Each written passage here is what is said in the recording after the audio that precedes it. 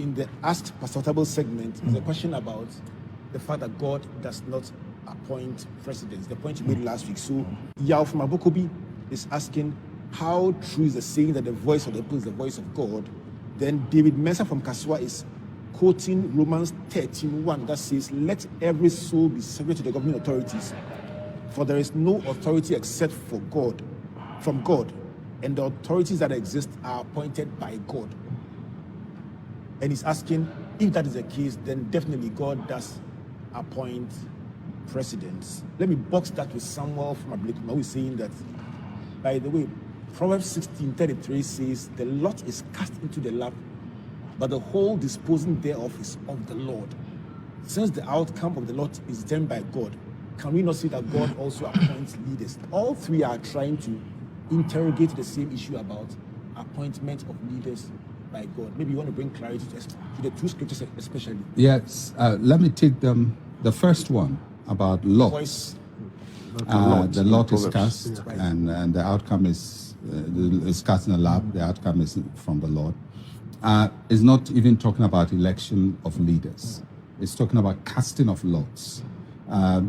There are two concepts here. In the context there was what is called the sacred lot, which normally was cast by the priest, and there is a secular lot, which people cast. So if people want to make a decision, they don't know what to do. It's almost like heads or tails. Yeah. They take a coin, you throw it up, heads you win, tail you lose. I mean, basically that. It's pure chance. And then it says that although there's chance, there's also the sovereign will of God. It's talking about how determination is not about election of leaders at all.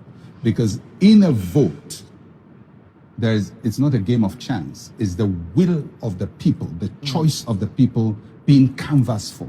So we don't toss coins to choose a president. We determine the will of the people to choose a president. Right. So the lot there is a little different from voting.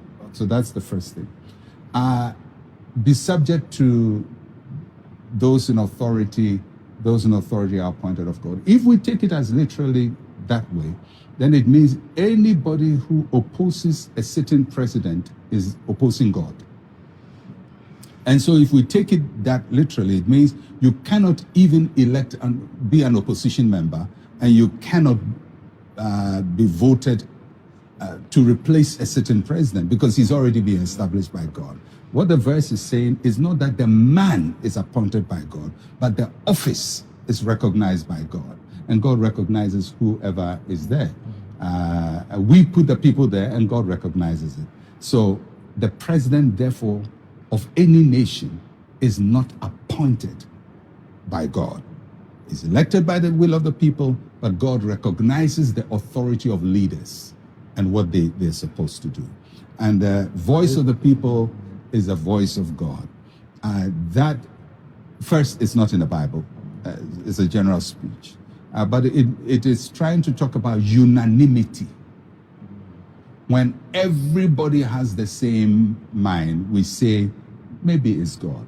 I will give two comments to that. First, if you read the Bible, you'll find that many times everybody has one mind, and God will send a prophet with a message that is opposite the whole house of Israel. He'll say, prophesy against the whole house of Israel.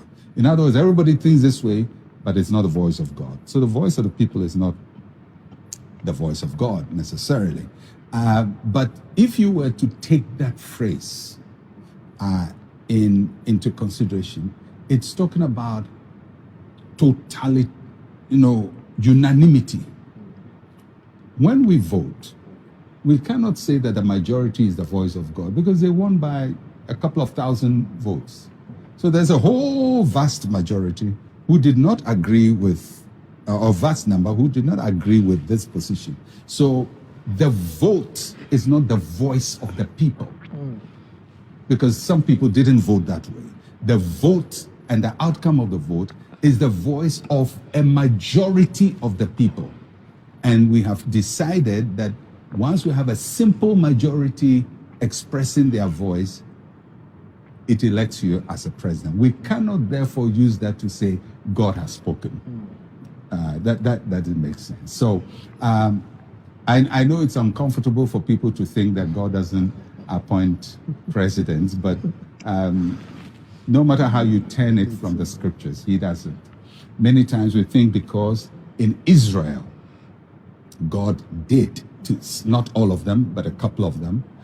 So that is it. Ghana is not Israel. We are not a covenant nation of God. We are a secular nation. We have determined how leaders are elected. And when we do elect those leaders, God will recognize, because leadership is recognized by God. Thank you very much, Pastor Sabo, for